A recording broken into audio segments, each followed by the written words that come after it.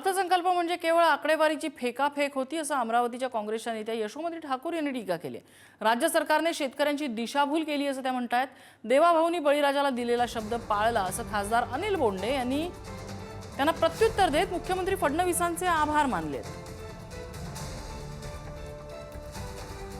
संकटात सापडलेल्या बळीराजाला सांत्वना देताना देवाभाऊंनी सांगितलं होतं की संपूर्ण शेतकऱ्यांची कर्जमाफी होईल आणि आज अर्थसंकल्पामध्ये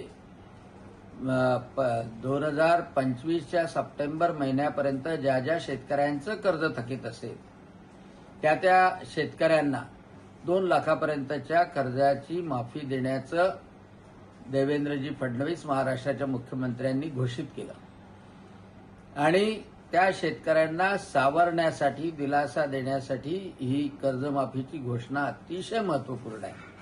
आजचा जो अर्थसंकल्प होता तो निव्वळ आकडेवारीची फेकाफेक होती असं माझं ठाम मत आहे।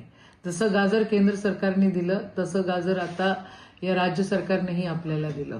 आपल्याला म्हणाले होते की सरसकट कर्जमाफी आणि आता 2 लाखाची फक्त घोषणा केलेली आहे। सरसकट हे लोक देत नाही आहे।